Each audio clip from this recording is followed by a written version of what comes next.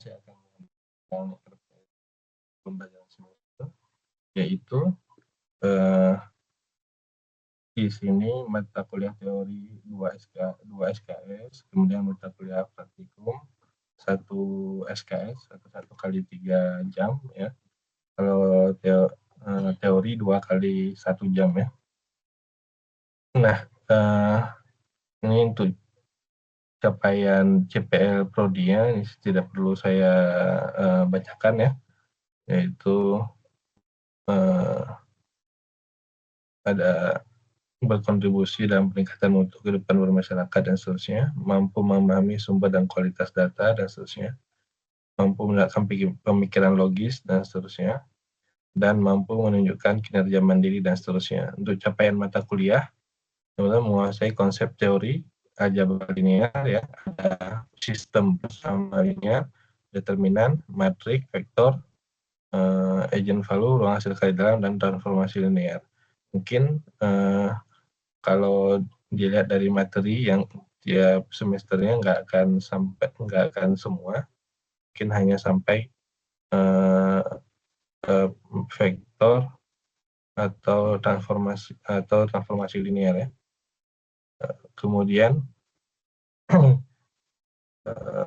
capaian yang kedua masih sama ya, aplikasi ruang hasil mampu memformulasikan ya. Kalau tadi menguasai konsep, yang kedua mampu memformulasikan. Memformulasikan artinya membuat persamaan ya, membuat model. Yang ketiga mampu menunjukkan kinerja mandiri, bermutu dan terukur dalam menganalisis permasalahan matematika menggunakan konsep aljabar linear. Nah, itu capaian mata kuliahnya ya. Kemudian ada subcapaiannya.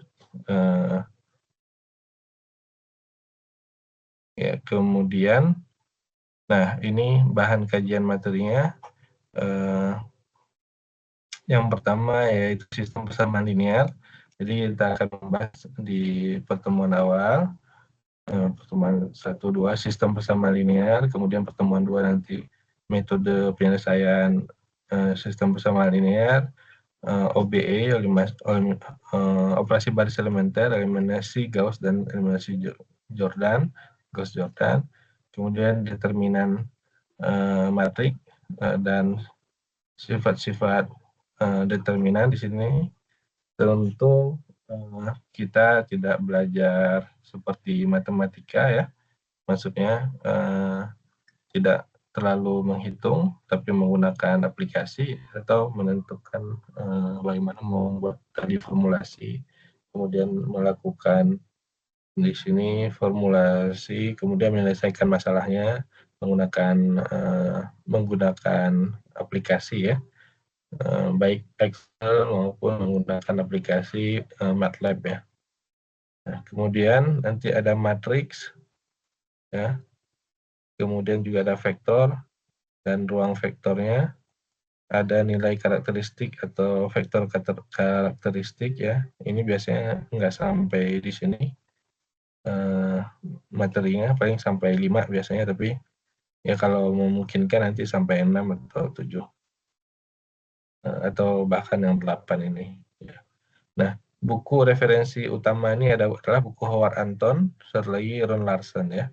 Nah, tapi yang saya share di Edlink, bisa dibuka di Edlink di sini, yaitu sudah saya share, yaitu bukunya adalah Ron Larson, Elementary Linear Algebra. Jadi kita fokus di buku ini.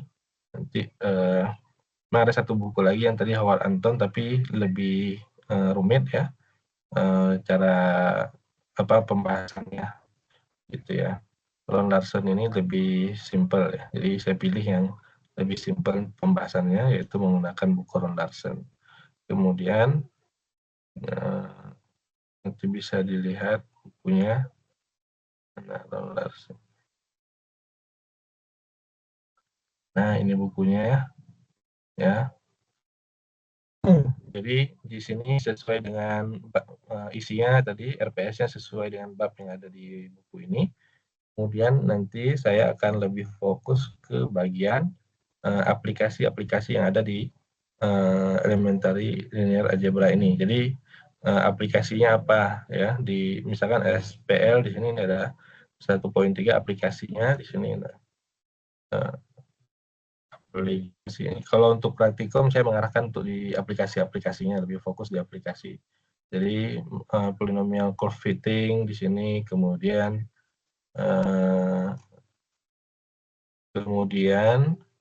ada lagi di sini analisis networking. Jadi langsung ke aplikasi-aplikasi ini nanti untuk praktikum ya, saya mengarahkan begitu. Kemudian analisis dari jaringan listrik ya, kemudian menjadi sistem persamaan linear. Kemudian itu baru bab 1. Kemudian bab 2-nya matrik. Di sini juga ada matrik juga terkait dengan aplikasinya, yaitu di sini adalah matrik Markov chain, yaitu persaingan dalam bisnis seperti ini, atau persaingan perusahaan. Kemudian juga di sini ada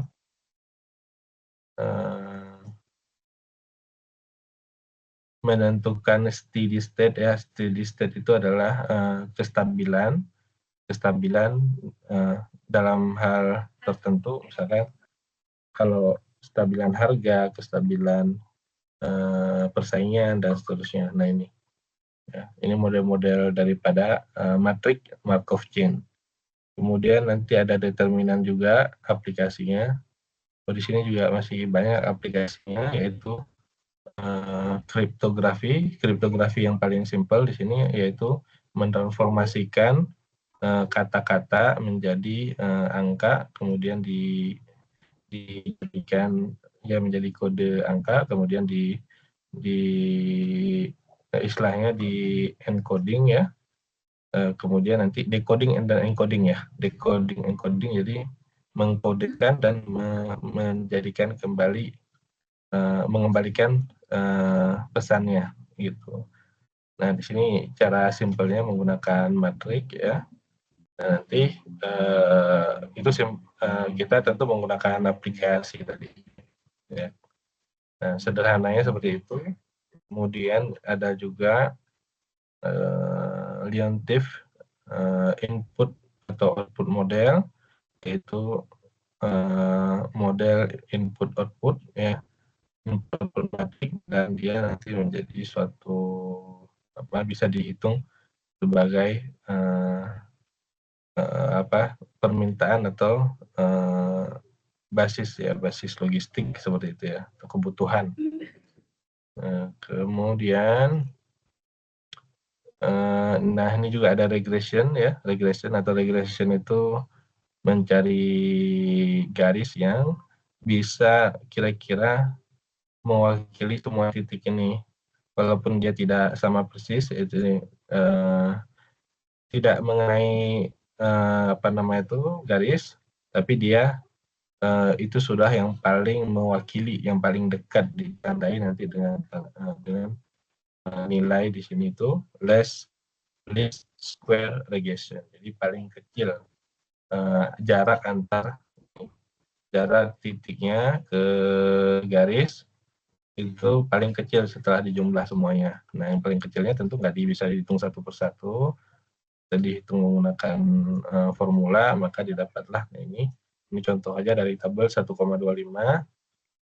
Ini 1, kemudian yang paling kecil yang mana? Kalau dari sini yang paling kecil adalah 1, maka list regresinya 1,2x.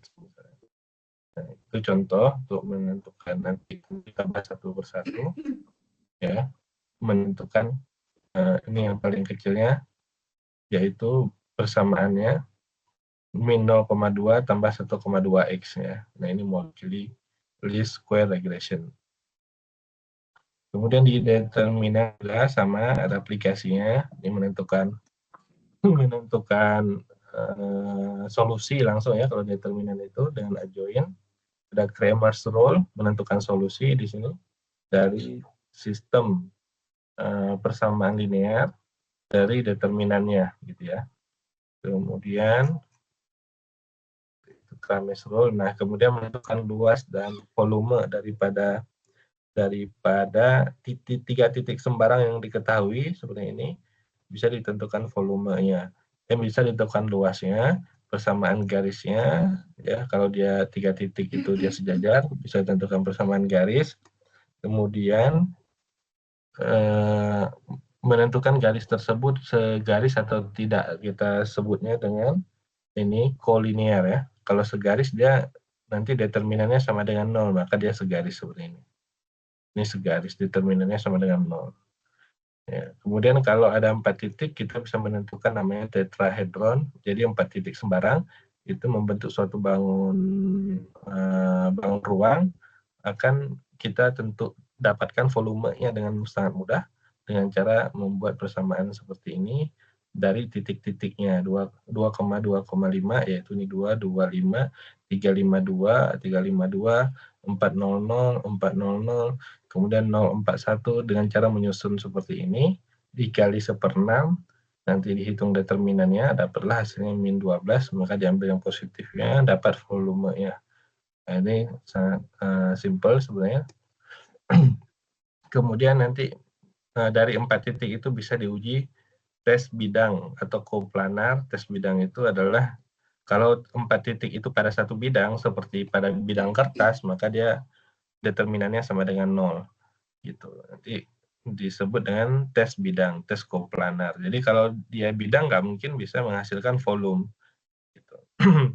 Karena dia bidang, ya, maka dia menghasilkannya luas. Kemudian dari 3 titik bisa dibuat persamaan bidang dengan cara menyusun seperti ini.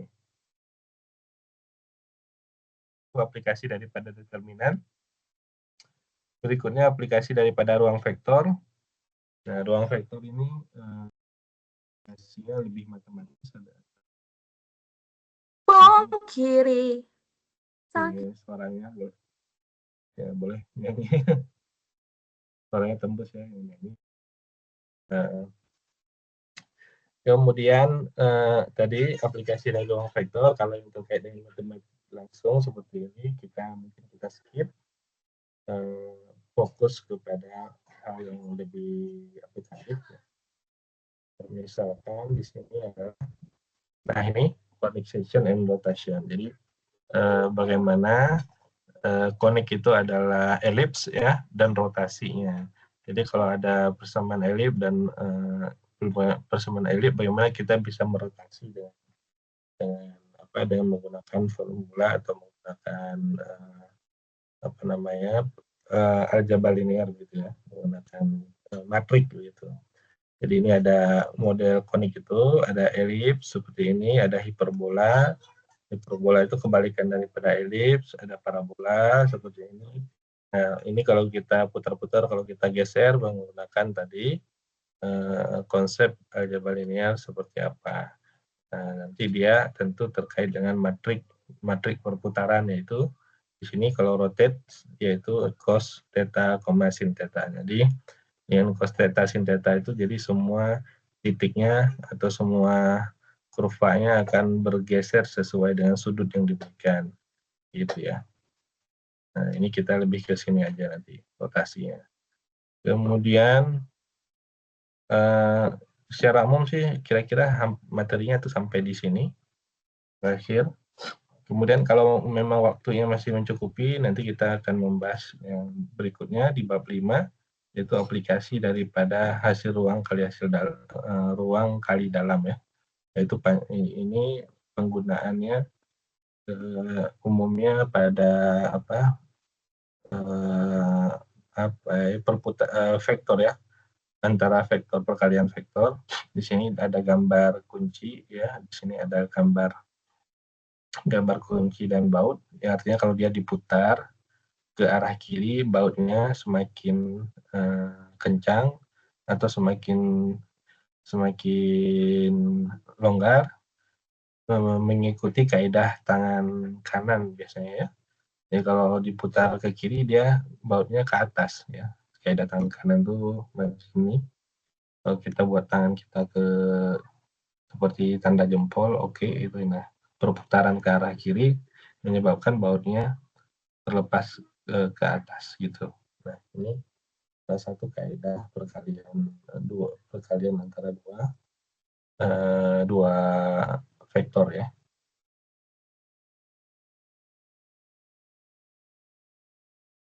Nah, kira-kira demikian. Kemudian bisa juga menghitung luas, namanya di sini adalah jajar genjang, menghitung luas jajar genjang yang sifatnya di sini sifatnya adalah baik 2 dimensi atau 3 dimensi sembarang ya, sifatnya sembarang yang bisa kita ketahui daripada koordinat titiknya, ini koordinat dalam bentuk I, J, K atau X, Y, Z ya. Nah, ini juga sama, bisa kita hitung nanti luas daripada jajar genjangnya.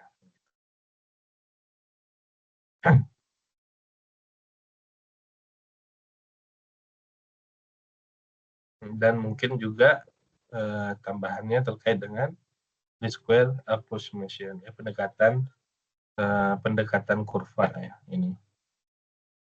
Tuh. Kira-kira sampai di situ. Kemudian terakhir mungkin ada transformasi, atau nanti yang lebih mudahnya mungkin apakah transformasi linear ataupun hasil ruang kali dalam. Nah, di sini yang bisa digunakan untuk transformasi.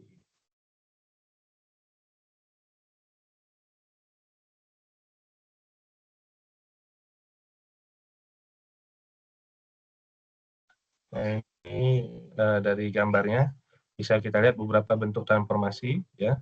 Yang A di sini adalah refleksi, yang B ada juga refleksi, ini juga sama refleksi ya, ini refleksi semua. Kemudian berikutnya adalah ada ini namanya, kalau di SMA namanya dilatasi ya, perkalian. X yang dikali atau Y yang dikali, maka dia menyebar ya. Expansion ya. Kemudian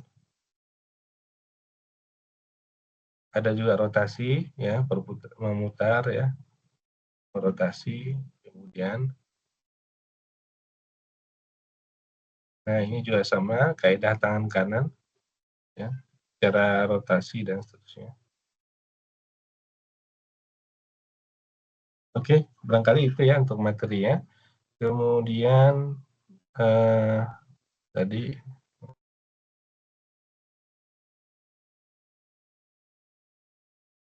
nah, itu buku utamanya adalah Ron Larson tadi ya.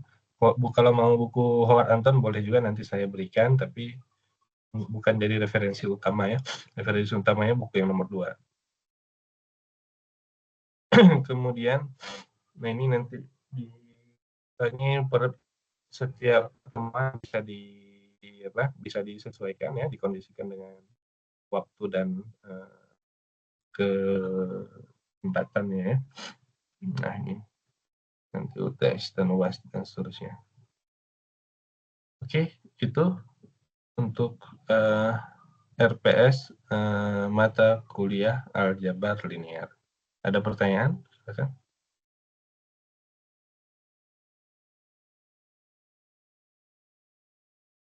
Ada?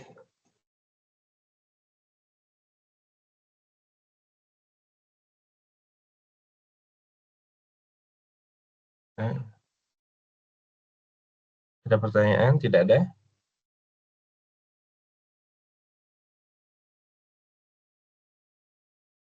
Cukup, Bapak. Pak. Ya. Silakan. Ya, silakan.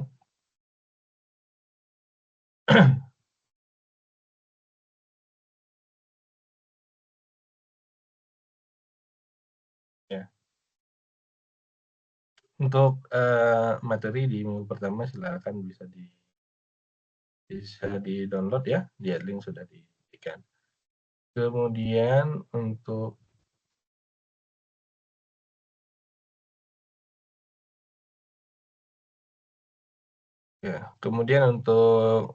penilaian ya, untuk penilaian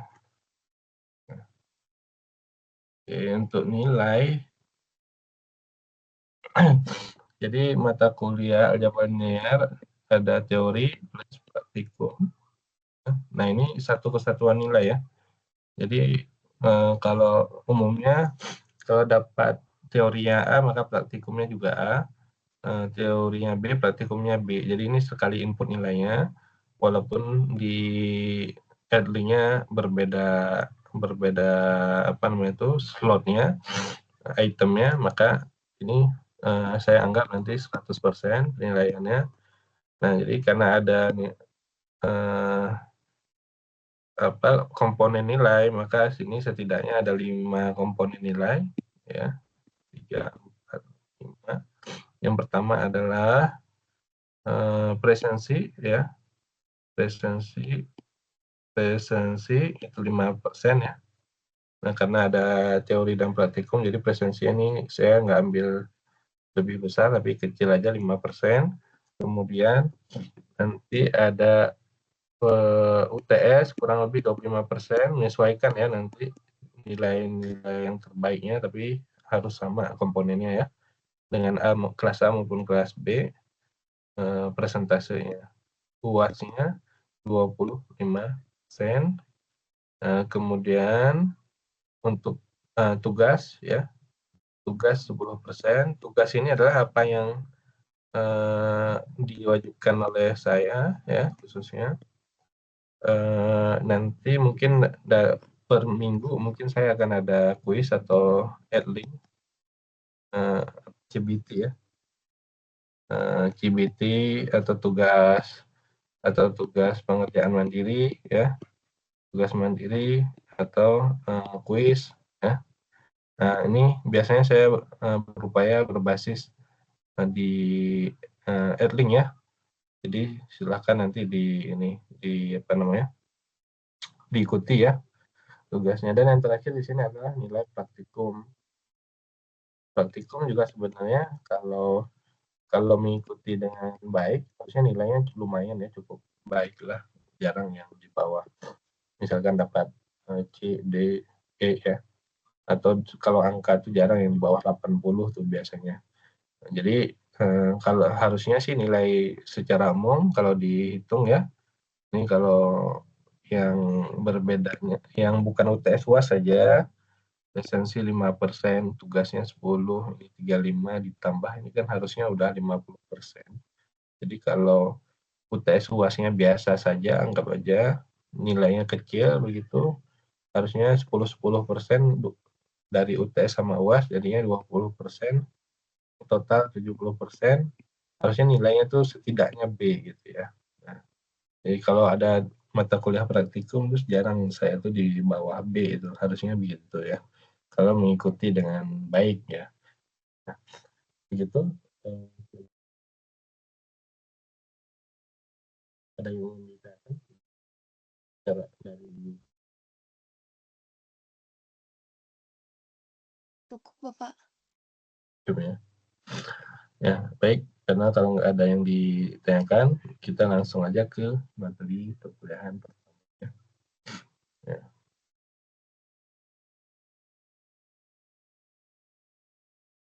Jadi untuk dari minggu ke minggu tentu saya sebutkan. Mungkin kalau ada pretest ya, pretest nggak usah kaget ya kalau ada pretest. Pretest itu nanti kalau ada ya langsung ya, nggak akan diberitahu. Pretest itu nanti ada soal, misalkan 10 soal terkait dengan materi yang akan dipelajari. Jadi kalau di sini salah atau nilainya 0, misalkan salah semua nilainya 0, ini tidak apa-apa. Maka nanti setelah belajar langsung ya, nanti ada post test. Nah, ini tadi belajar ya, di sini belajar. Ada belajar dulu, ada proses. Ya pertemuan ini pertemuan belajar gitu. Nah, misalkan tadi sebelum perkuliahan ada pretest dulu 10 soal tentang materi yang mungkin salah semua, nggak apa-apa. Kemudian kita belajar. Kemudian nanti ada post test. Nah, post test ini tentu diambil nilainya nanti sebagai nilai tugas tadi ya, sebagai nilai tugas. Jadi ada kuis ya, jadi mirip kuis juga ini, postage mirip juga dengan kuis. Kalau tugas mandiri nanti dikerjakan dan di upload ya. Kemudian ada juga GBT kalau misalkan ya semacam UTS UAS ya. Ya, ini sama ya, mungkin basisnya GBT juga. Begitu ya. Untuk sekarang tentu saya juga belum mempersiapkannya, jadi belum ada pretest atau post-test. Jadi pretest atau post-testnya kapan-kapan aja ya, kapan-kapan saya menyiapkan di materinya gitu. Kemudian nah baik, untuk materi pertemuan pertama aljabar linear ya, ini perlu ditambah sedikit.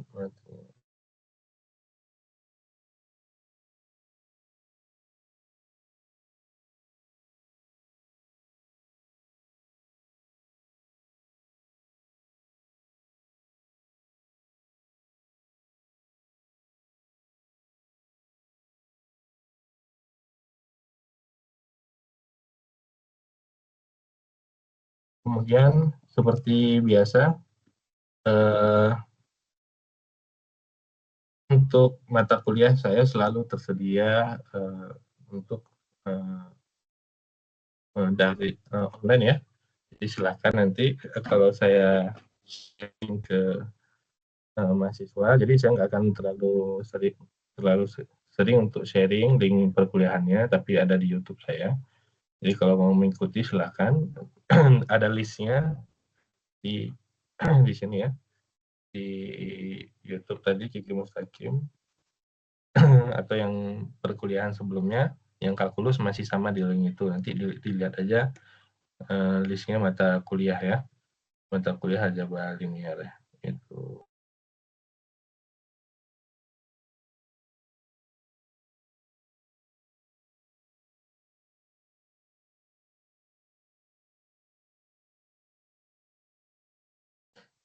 Nah ini ya, mata kuliah saya ada yang sekarang ada teori optimasi dan aljabar linear, aljabar linear yang kelas 1B, yang kelas 1A, dan saya pisah juga.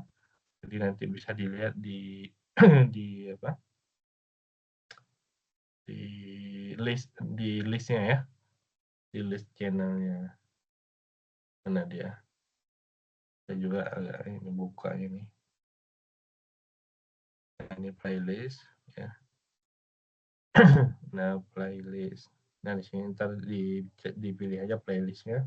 Aljabar linear 1A tahun 2006, ini belum dibuat ya. Itu baik. Kita mulai untuk perkuliahan pada pertemuan pertama ini ya. Yang pertama yaitu mengenai definisi persamaan linear ya. Nah, persamaan linear itu berbeda dengan sistem. Jadi persamaan linear itu adalah satu ya. Kalau sistem itu banyak ya. Jadi ini persamaan linear adalah sebuah persamaan aljabar di mana setiap variabelnya dilambangkan dengan huruf X, Y, Z atau variabel lainnya ya, memiliki pangkatnya adalah 1 dan tidak ada perkalian antar variabel ya, tidak ada perkalian antar variabel. Secara sederhana, persamaan linear akan membentuk garis lurus jika digambarkan dalam grafik ya. Jadi kalau dalam grafik dia garisnya lurus. Nah, kemudian kata linear berasal dari kata Latin atau linea yang berarti garis. Jadi garis lurus ya. Nah, bentuk umum persamaan linear tergantung pada jumlah variabelnya. Contohnya ini satu variabel bisa ditulis dengan AX plus B sama dengan 0. Jadi AX plus B sama dengan 0. Nah, di sini kita fokusnya pada variabel ya. Yang mana yang dikenakan variabel di sini adalah X variabelnya. Jadi pangkatnya 1, tidak ada perkalian dengan variabel yang lainnya. Maka kalau biasanya kita punya persamaan X sama dengan 2, ini juga persamaan linear. Ya, pangkatnya di sini 1, tidak ada perkalian antara X dan Y. Ya, juga sebenarnya cara penulisan aja, contohnya di sini AX plus B. Kalau saya tulis 4X min 2 sama dengan 0, sebenarnya kalau saya urai 4X sama dengan 2, X-nya sama dengan setengah. Sama juga dengan ini sebenarnya. Nah, ini namanya bentuk umum ya. Bentuk umum satu variabel. Nah, X sama dengan, misalkan di sini X sama dengan setengah. Nah, ini sama ya. Atau kalau saya tulis 2X kurang 4 sama dengan 0, berarti 2X sama dengan 4, X-nya sama dengan 2. Sebenarnya kalau saya tulis X sama dengan 2, dan 2X min 4 sama dengan 0, ya itu sebenarnya konteksnya sama. Jadi yaitu AX plus B sama dengan 0, yaitu pangkat tertingginya variabelnya 1 dan tidak ada perkalian antar variabel. Terus kalau Y sama dengan 0 bagaimana? Y sama dengan 5, ya sama aja. Karena yang dimaksud di sini adalah variabelnya. Jadi variabel ini bebas sebenarnya. Boleh X, boleh Y, boleh Z, dan seterusnya. Jadi ini juga sama, namanya persamaan linear. Ya. Jadi persamaan linear sesuai dengan definisinya tadi, pangkat tertingginya 1 dan dia tidak ada perkalian antar variabel. Nanti ada ciri-ciri lainnya, tapi kira-kira itu yang paling umum ya. Kemudian berikutnya adalah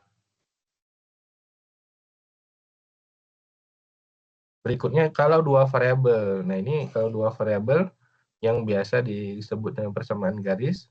Tadi juga persamaan garis ya, X sama dengan 2, Y sama dengan 5, itu persamaan garis juga.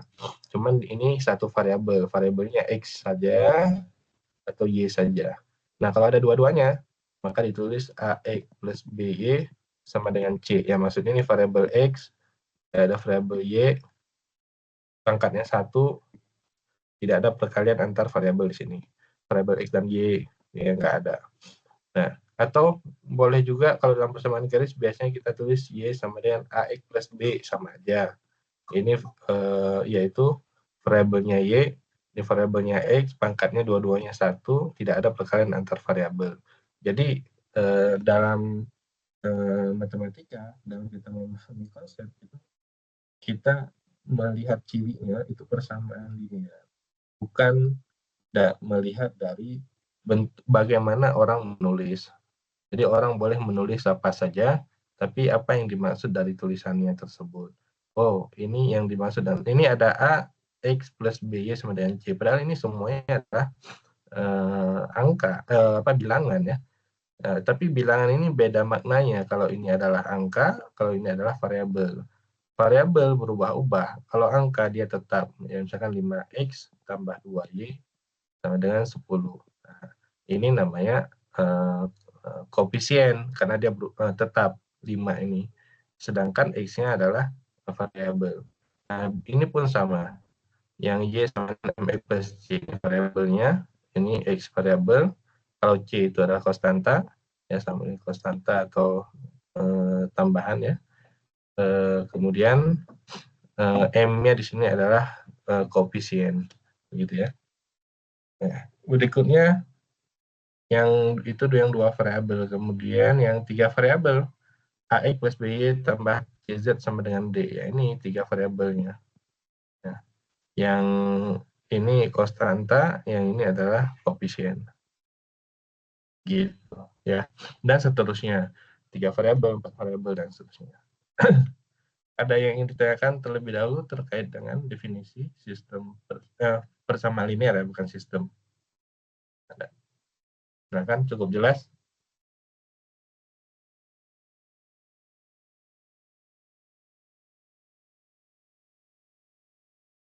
Cukup, Pak.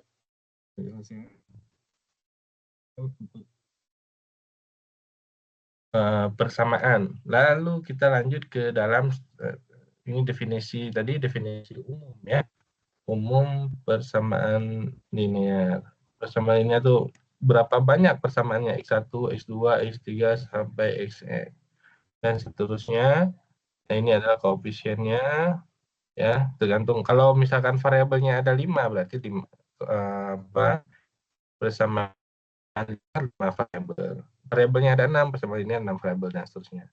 Nah, ini berikutnya adalah ciri-ciri persamaan linear.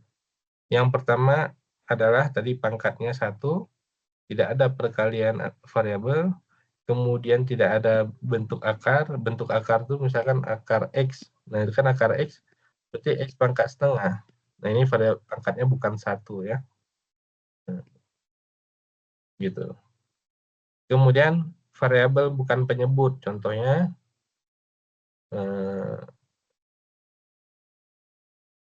seper Y sama X sama dengan seper Y. Nah, ini kan kalau dikali silang nih, X kali Y sama dengan 1. Nah, ini ada perkalian antar variabel. Ya. Jadi variabel bukan pada penyebut. Kemudian tidak ada bentuk trigonometri pada variabel, karena bentuk trigonometri bukan bentuk linear. Contohnya sin X, sin X plus Y. Nah, ini memang pangkatnya 1, tapi dia bentuknya bentuk trigonometri. Ini dia bukan linear. Ya. Ini bukan sin X plus Y sama dengan 5. Itu dia bukan linear. Nah, jadi tidak boleh ada bentuk trigonometrinya. Kemudian variabelnya bukan penyebut, tidak ada variabel akar, tidak ada variabelnya 1. Nah, ciri-ciri ini persamaan linear. Nah, ini seperti garis ini nih. Garis ini persamaan linear. Nah, kita lihat contoh dulu persamaan linear. Di sini pangkatnya 1, tidak ada perkalian antar variabel, maka udah bisa disebut dengan persamaan linear. Ini juga pangkatnya 1, X, Y, Z, tidak ada perkalian antar variabel, maka dia linear.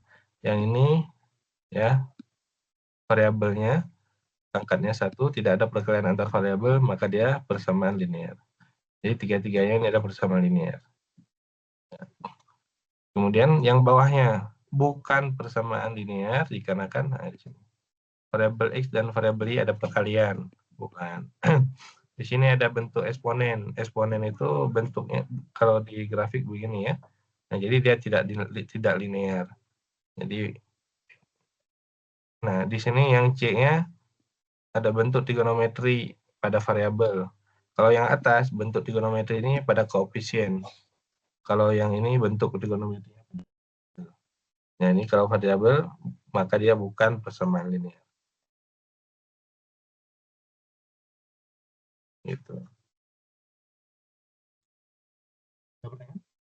Ada?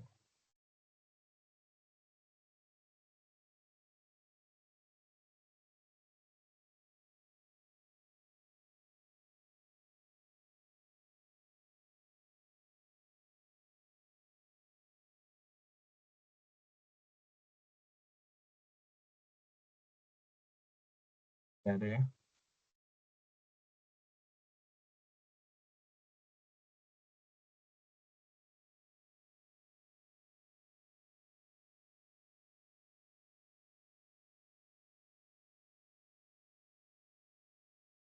Nah, kemudian sistem persamaan linear.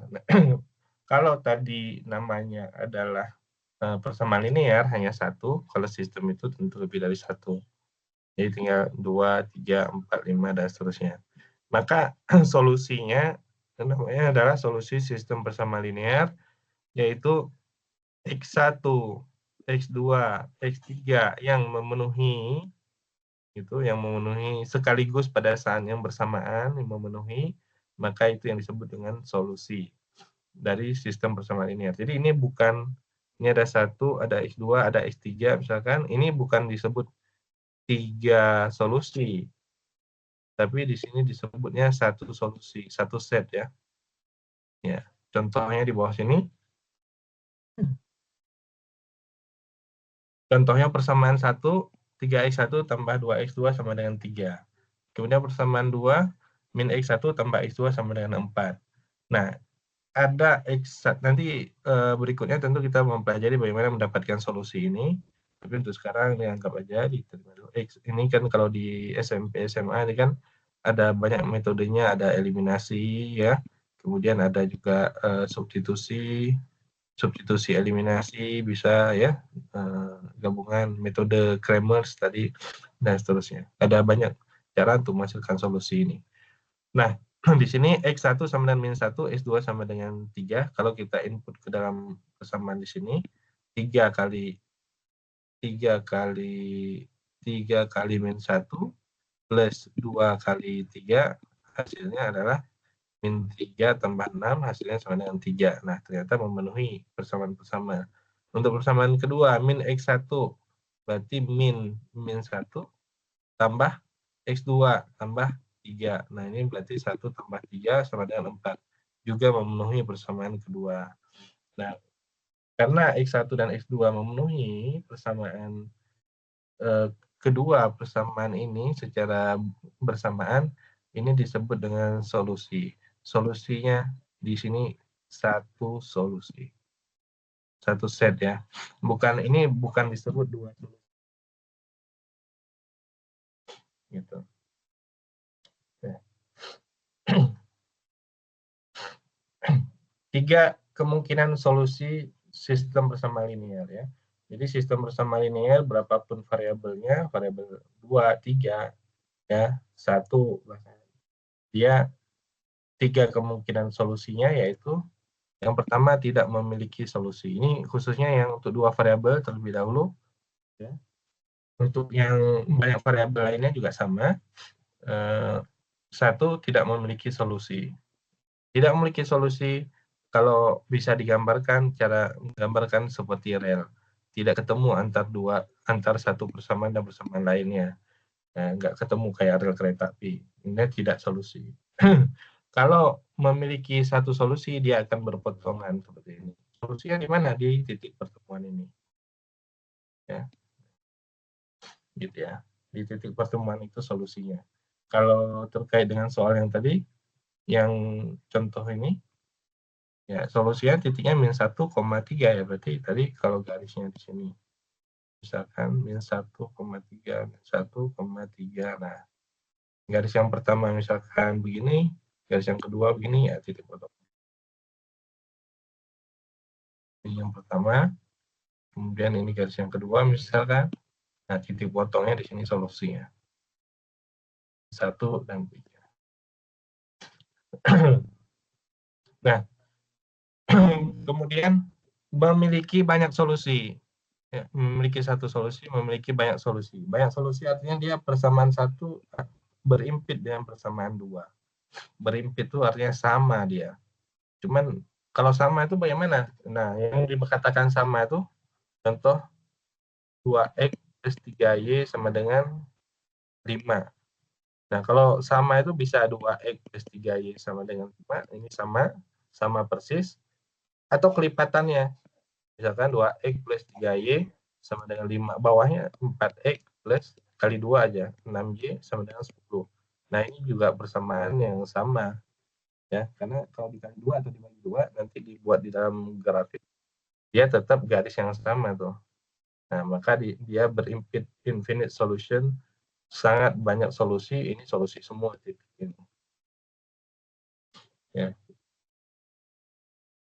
Nah, ini bisa dipahami? Satu solusi yang memiliki tidak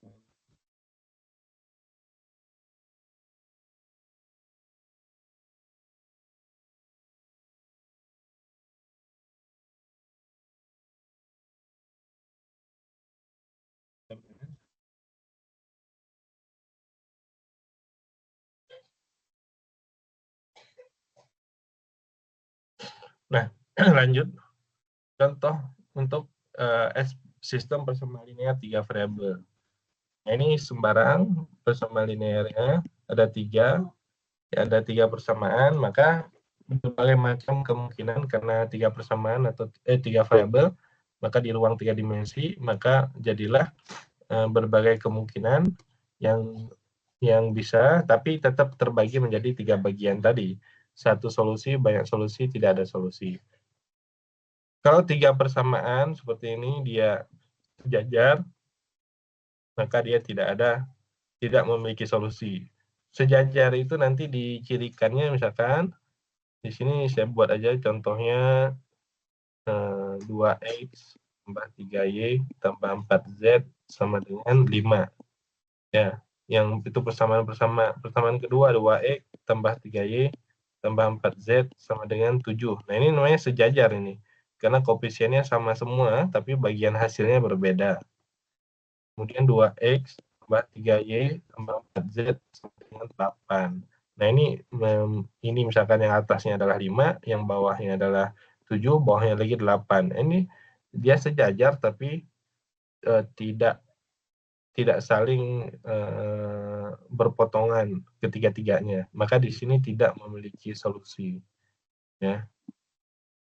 Nah, kalau yang gambar yang kedua, dua buahnya sejajar, yang lainnya bebas ini koefisiennya. Ini yang pertama keduanya sejajar, yang ketiganya bebas koefisiennya. Artinya dia berpotongan. Tapi berpotongannya ini hanya berlaku antara dua persamaan. Jadi bukan ketiga-tiganya yang berpotongan, sama. Kalau ketiga-tiganya tidak berpotongan, maka tidak memiliki solusi. Ini tidak memiliki solusi. Karena yang berpotongan hanya dua aja. Yang ini berpotongan juga hanya dua. Ini, ya, di sini, dan di sini, di bawah. Nggak ada yang berpotongan ketiga-tiganya. Ini juga sama, yang kanan ini, dia yang dua buah berimpit di sini, satu lagi di atas misalkan, atau dua buah berimpit di atas, satu lagi di bawah. Ini tidak memiliki solusi. Yang memiliki solusi, ini satu solusi. Yang pertama dia vertikal ini, ya. Yang kedua dia vertikal ini, yang ketiga dia mendatar. Ini. Maka akan ketemu di satu titik di sini. Ya, ini adalah satu solusi. Satu solusi. Nah, kalau bertemunya seperti buku ini satu bidang, satu persamaan itu satu bidang, maka solusinya yang ini nih. Ada banyak solusi. Banyak solusi. Ya. Dan yang ini menumpuk tiga-tiganya, ya ini solusi semuanya. Berarti banyak solusi. Ini menumpuk di 2, satu lagi menumpuk di sini misalkan. Ini 2, misalkan di sini 2 persamaan menumpuk, di sini 1 persamaan, maka solusinya yang ini, yang di tengahnya. Maka dia infinite juga, banyak solusi. Banyak solusi.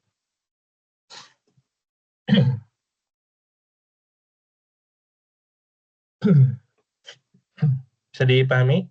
Ada pertanyaan, silakan.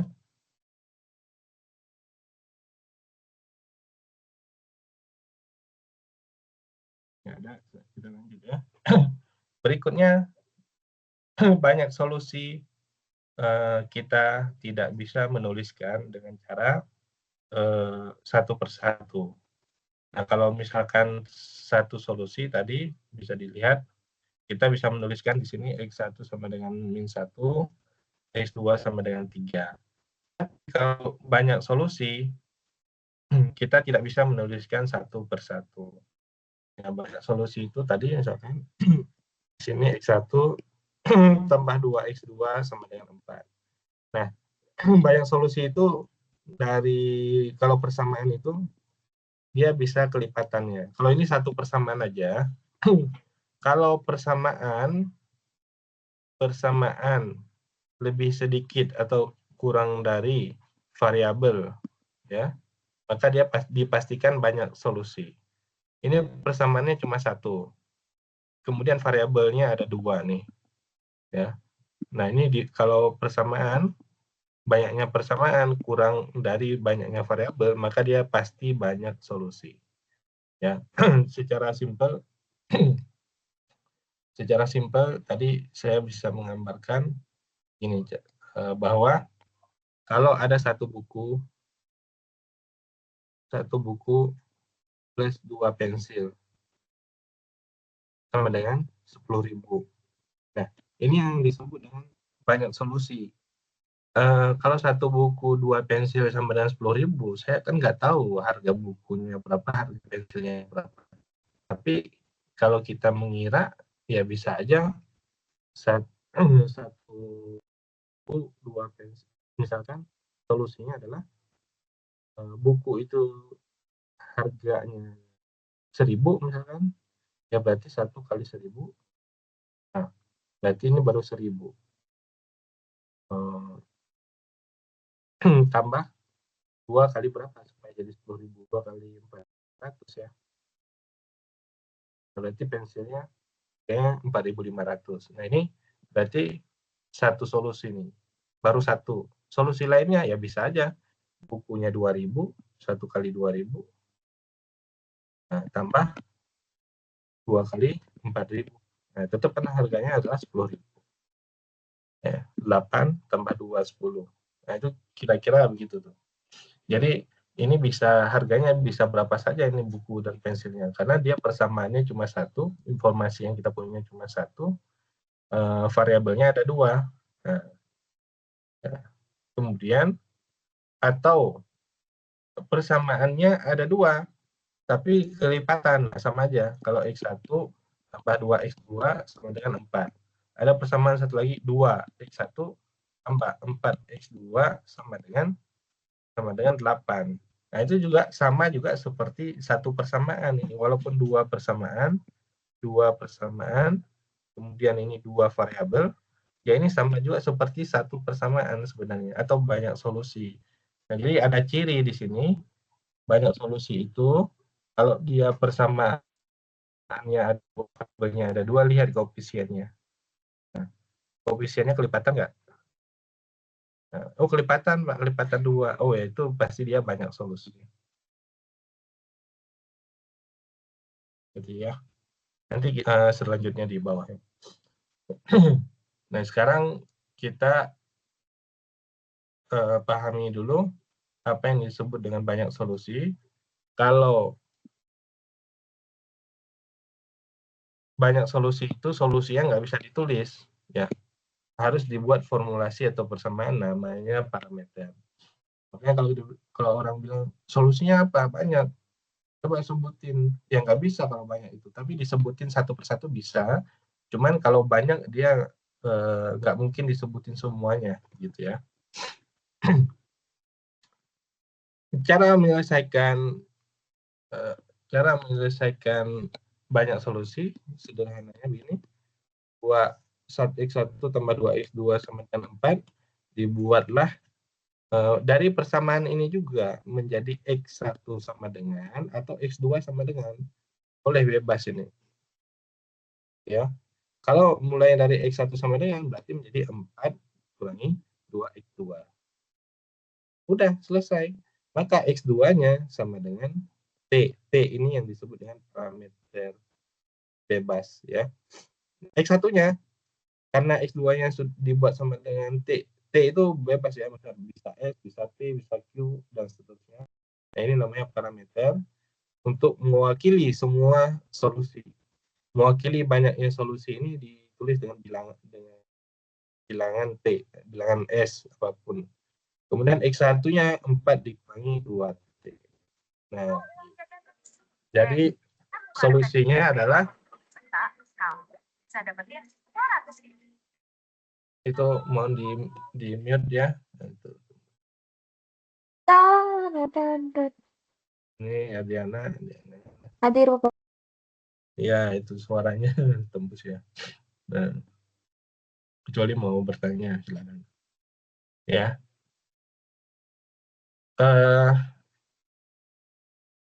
Berikutnya, kalau misalkan yang dibuat persamaannya adalah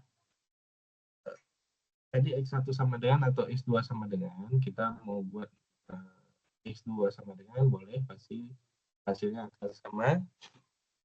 Ini X1 sama dengan tadi, kalau kita buat X1 tambah 2X2 sama dengan 4. 2X2 sama dengan 4 dikurangi X1. X2 sama dengan 4 dikurangi X1 per 2. Nah, ini boleh. Berarti X1-nya yang kita buat sama dengan T. Ya. X1-nya sama dengan T.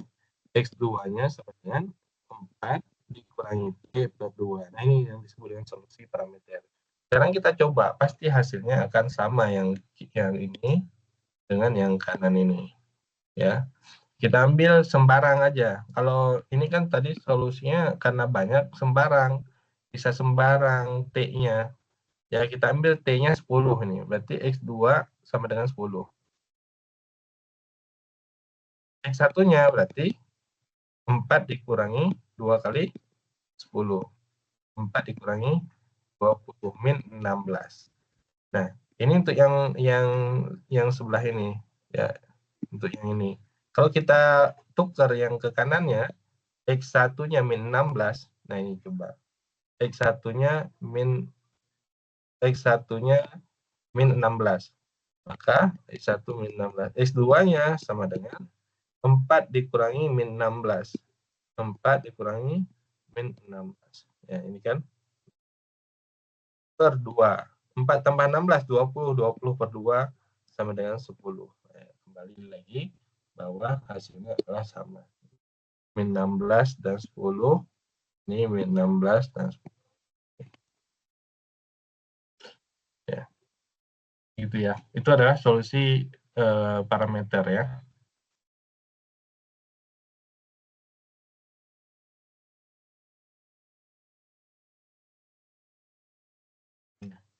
Jadi solusi parameter dibuat menjadi, kembali lagi dibuat jadi X1 sama dengan titik X, selebihnya boleh, atau X2 sama dengan dibuat menjadi titik boleh. Nah, selebihnya variabel lainnya nanti X2 buat jadi sama dengan T, atau yang bawahnya X1 sama dengan T. Nah, sisanya menjadi variabel T semuanya. Gitu ya. Ini untuk variabelnya ada 3. Ini ada 3 variabel nih, X, Y, Z. Yang jelas persamaannya cuma 1, pasti dia banyak solusi. Persamaannya 1, variabelnya 3, pasti banyak solusi. Banyak solusi di sini dibuat menjadi X sama dengan, ya berarti ini pindah ruas ke kanan semuanya, 2Y kurang Z pindah ruas ke kanannya, kemudian dibagi 3, jadilah seperti ini. Ya. Setelah menjadi seperti ini ada Y dan ada Z. Ya, Y dan Z-nya misalkan aja Y sama dengan S, Z-nya sama dengan T.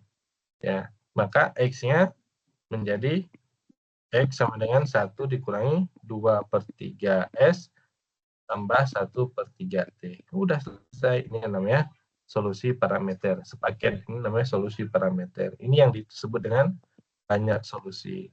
Kalau kita tulis angkanya, dia satu solusi. Kalau nggak bisa ditulis angkanya seperti ini, dia disebutnya banyak solusi. Banyak solusinya mana? Ini contohnya nih, beberapa. 1, ini 2. Kalau kita mau tulis berapapun, tetap dia bisa ada solusinya yang lainnya. Kalau kita ambil Z-nya 5, Y-nya 7 misalkan, maka solusinya dapat solusi baru. Ada lagi, dan seterusnya. Ya. Nah, itu yang disebut dengan banyak solusi. Oke, sekarang kita lihat dari ciri-cirinya aja tadi ya. Persamaan berikut ini, yang nomor 1, kita lihat koefisiennya nih. Oh, koefisiennya beda nih. Ya, bukan perkaliannya. Ini -1, ini -1. Ini 3 dan 2, bukan perkaliannya. Ya, kalau bukan perkaliannya di sini, maka dia satu solusi. Ya. Yang kedua, oh dia nih koefisiennya sama. Nah, koefisiennya sama, tapi hasilnya berbeda. Ini tidak memiliki solusi. Tidak memiliki solusi. Seperti halnya gini. Pensil 2 buku, harganya 10.000. 1 pensil, 2 buku, harganya 15.000. Nah, kan berkebalikan nih. Mana yang benar? Ini bertolak belakang. Maka dia dipastikan tidak memiliki solusi. Jadi koefisiennya di sini sama. 1 pensil 2 buku harganya 10.000. 1 pensil 2 buku harganya 15.000. Ya pasti bertolak belakang, maka dia tidak memiliki. Itu ada cirinya. Yang kalau ada persamaannya. Kemudian di sini yang ketiga, ini si koefisiennya adalah perkalian. Ini 2 dikali 2. Min 1 dikali 2 jadi min 2. 1 dikali 2. Oh, ini perkalian nih. Maka dia banyak. Semua koefisien itu adalah perkaliannya. Maka dia adalah banyak solusi. Gitu ya. Nah, itu ciri-cirinya. Jadi saya ulangi, 1 pensil tambah 2 buku sama dengan 10.000. Nah, ternyata kalau saya beli 2 pensil dan 4 buku, ini kelipatannya sama dengan 20.000. Nah, ini kan sama seperti satu persamaan juga, artinya dia ini banyak solusi. Kalau ini yang berbeda, yang kanan ini berbeda, ya seperti ini 10.000, 15.000, maka dia tidak memiliki solusi. Tidak memiliki solusi. Gitu ya. Kalau koefisiennya aja udah beda, seperti hal yang nomor 1 ini, maka dia memiliki satu solusi. Gitu. Oke, silakan. Ada pertanyaan?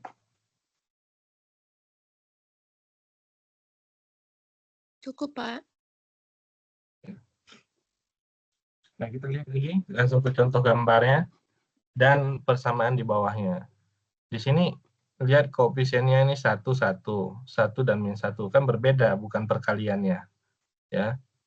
Koefisiennya udah berbeda, maka dia memiliki satu solusi. Solusinya di sini tadi. Ya. Kemudian yang kedua, ini 1, ini 3. Ini perkaliannya 2. Perkalian itu nggak mesti kali 2, kali setengah, kali 0,5, kali 0,3 tetap sama ya. Jadi kalau koefisiennya itu adalah perkaliannya, ini kalau dikali 2 ternyata sama nih. Ini juga kali 2 nih. Ya. Nah, berarti dia banyak solusi. Banyak solusi itu artinya berhimpit ya nih. Gambarnya cuma 1, dia berhimpit di sini. Ada 2 di sini. Ya. Dan kalau koefisiennya sama, ya, ternyata hasilnya atau outputnya berbeda di sini, maka dia tidak memiliki solusi seperti rel ini nih. Ya, ini tidak pernah ketemu antara persamaan 1 dan persamaan kedua, jadi dia tidak memiliki solusi. Gitu ya. Contohnya udah clear banget itu. Berikutnya adalah kita coba contoh soal aja di sini. 2x kurang 3y persamaan linear ya. Kemudian yang kedua, 3x kurang 4xy bukan persamaan linear ya, bukan persamaan linear. Karena kan ada faktor, ada perkalian xy. Di sini bukan persamaan linear dikarenakan ini pangkat di bawah penyebut di sini atau pangkat min 1 ya variabelnya. Ini pangkat 2 juga bukan persamaan linear, bukan persamaan linear. Ini bukan persamaan linear karena variabelnya ada sinusnya. Ini persamaan linear dikarenakan variabelnya pangkatnya 1. Ini adalah koefisien. Koefisien tidak mempengaruhi. Dia variabel yang mempengaruhi linear atau tidak. Ya. Kemudian parametrik. Menyelesaikan solusi parameternya tadi. Ini satu persamaan, 2 variabel. Parameternya gimana? 2x sama dengan 4y, x-nya sama dengan dibagi 2 menjadi 2y. Nah, ini sudah x sama dengan 2y. Ya, yang kita jadikan parameter yang ini. Y sama dengan t misalkan, maka x-nya menjadi sama dengan 2t. Nah, ini namanya solusi parameter. Ya. Kalau x tambah y tambah z, ya x tambah y tambah z sama dengan 1, berarti x sama dengan 1 dikurangi y dikurangi z. Nah, ini yang kita jadikan parameternya y sama dengan s misalkan, z-nya sama dengan t misalkan, maka x-nya menjadi 1 dikurangi s dikurangi t. Jadi parameter itu sebenarnya bilangan, tapi bilangannya sangat banyak, nggak bisa ditulis satu persatu. Kalau kita tulis, nanti hasilnya baru bisa ada, misalkan S-nya sama dengan 1, T-nya sama dengan 2, berarti X-nya sama dengan 1 dikurangi 2.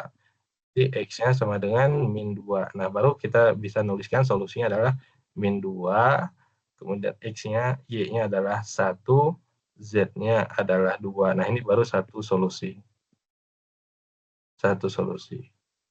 Karena banyak solusi nggak bisa ditulis, maka ditulisnya dalam bentuk ini variabel tadi. Dalam bentuk parameter ya.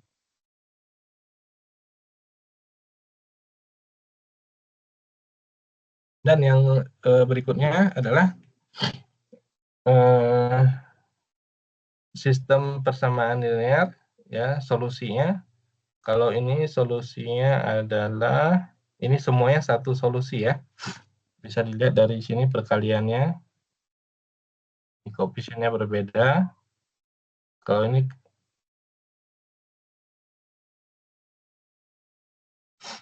Kalau ini kali yang nomor 12, 1 kali min 1. Nah, ini juga berbeda, satu solusi. Kalau dikali min 1 kan ini min 1 benar. Ini harusnya kan min 3 ya. Nah, berarti dia koefisiennya berbeda, semuanya berarti satu solusi.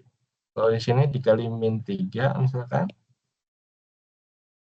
Ini betul, kali min 3 ini betul. Tapi 1 kali min 3, min 3. Nah, ini berarti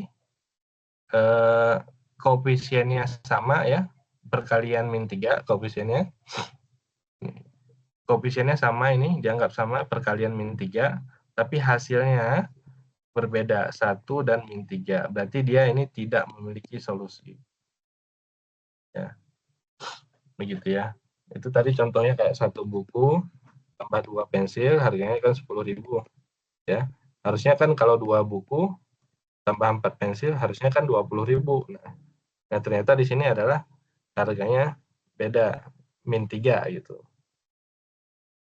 Kalau perkalian harusnya tadi min X plus Y sama dengan 1. Kalau perkalian dengan min 3 harusnya 3X min 3Y harusnya itu adalah min 3. Nah, kalau ini baru dia banyak solusi. Kalau bukan min 3, berarti tidak memiliki solusi.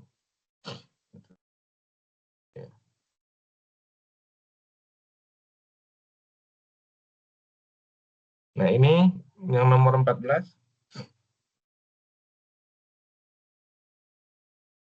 Nomor 14, ini ke sini kali berapa nih? Kali min 4 ya.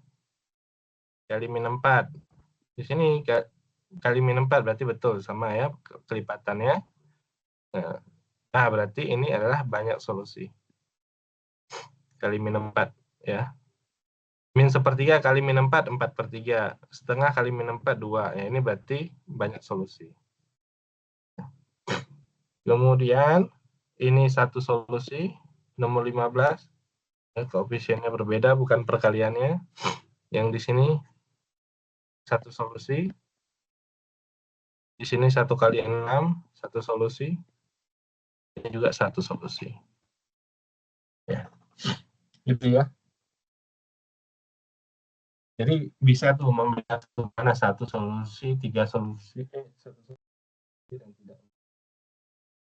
Gitu ya.